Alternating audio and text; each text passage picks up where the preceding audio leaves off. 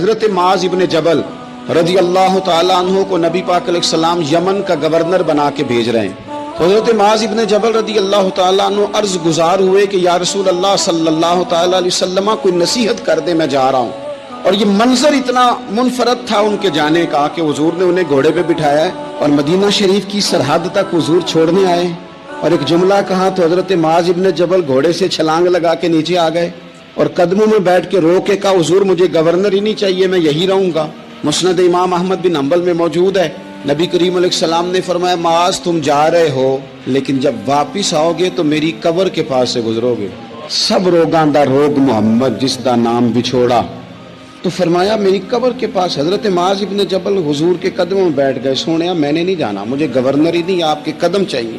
تو نبی پاک علیہ السلام نے فرمایا معاذ میرا غلام متقی اور پرہیزگار ہونا تو وہ جہاں بھی ہو میں اس کے ساتھ ہی ہوا کرتا ہوں.